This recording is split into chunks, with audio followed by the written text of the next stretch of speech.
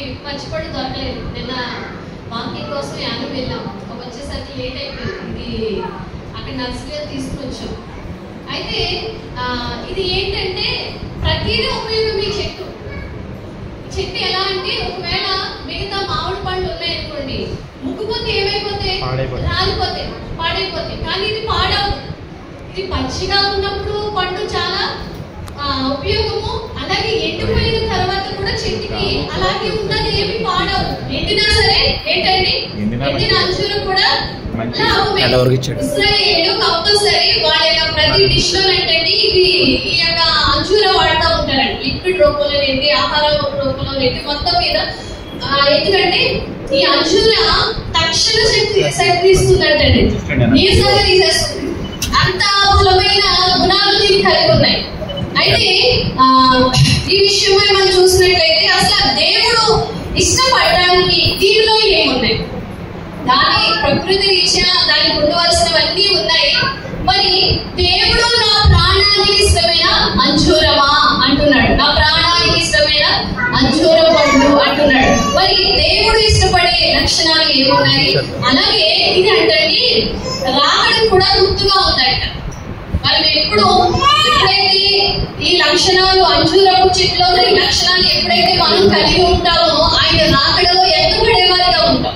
ప్రతి క్రైస్తవుడు ఆశ ఏంటంటే ఈ లోకంలో జీవించినంత కాలము భూ సంబంధమైన ఆశీర్వాదాలతో జీవించాలని ఆశపడతాం. అలాగే పర సంబంధం ఏంటి, పరలోకంలో ఉండాలని ఆశ ప్రతి క్రైస్తవుడికి ఉండాలి. మరి ఉంటాను కూడా. అలాగే ఎలాగా ఉంటే మనము దీవించబడతాము, ఎలా జీవిస్తే పరలోకము వెళ్తాము అనేది అంజూరాన్ని ముందు పెట్టి దేవుడు మనకి నేర్పిస్తున్నాడు.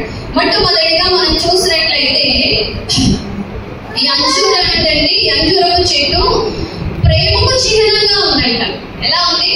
ప్రేమకు గుర్తుగా ఉందంట. అంజూరపు చెట్టుని దేవుడు అంతగా ఇష్టపడే లక్షణం ఏంటంటే నా ప్రాణానికి ఇష్టమైన అంజూరపు చెట్టు అంటున్నాడు. అంటే ఈ అంజూరపు చెట్టులో ఉన్న లక్షణం ఏంటంటే ఇది ప్రేమకు చిహ్నంగా ఉందంట.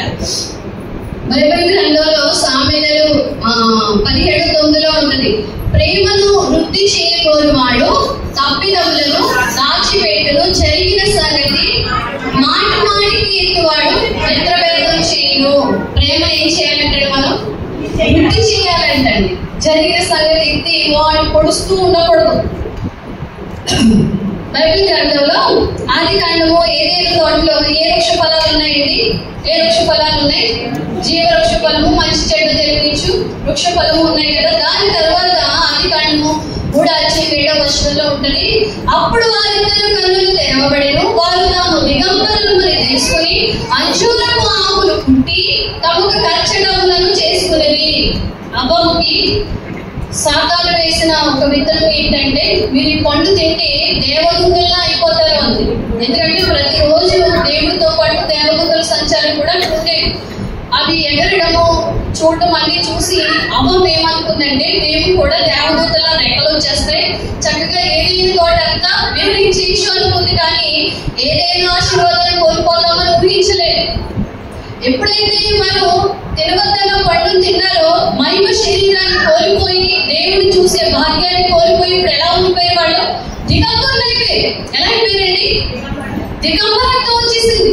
ఇప్పుడు ఈ దిగంబరత్వాన్ని కప్పడానికి ఏం ఉపయోగించారంటే అక్కడ ఏం ఉపయోగపడింది అంటే అంజూరపు ఆకులు అంటండి. ఇది ఇంకా చిన్నదిగా ఉంది కానీ అంజూరపు ఆకు అంటండి 15 అంగుళాలు వెడల్పోతుందంట. ఆకు అంటండి 15 అంగుళాలు వెడల్పోతుందండి ఆకు. అంటే అది ఏం చేసింది? 1 పేతురు 4:8 ఉంటుంది, ప్రేమ అనేక పాపములను కప్పును కనుక అన్నిటికంటే ముఖ్యంగా ఒకరి ఎడల ఒకడు మిగటమైన ప్రేమ గలవారే ఉండుడి. మన దేవుడి స్వరూపం ఏంటండి? ప్రేమ స్వరూపం కదండి. ఆయన ప్రేమ ఉన్నాడు. మరి నిజంగా అంజూరము దేవుడు ఇష్టపడేది ఏంటి అంటే ప్రేమ కలిగిన ప్రేమతత్వం కలిగి ఉంది. ఇతరులను ఎత్తి చూపింది కాదు. కొంతమంది ఏదైనా జరిగింది అంటే ఉన్నది కొండంత ఘోరంలో చేసి మొత్తం అంతా చాటింపేసేయాలి. వాడు మొత్తం వాడిని ఏం చేయాలంటే బట్ట పై చేసి వాడే. అప్పుడు దాకా మనుషులు గాలి మాటలు చెప్పుకుంటూ తిరిగేవాడంటే గాలి అయిపోతాడు. ఉంది లేని ఎందుకు అది అసలు నిజమో కాదు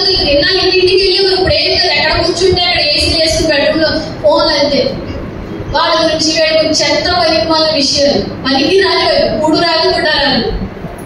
నిజంగా ఇతరుల దోషాలు ఎత్తి చూపేవారుగా ఉంటే ఏ ఆశీర్వాదాలు పొందుకోలేదు.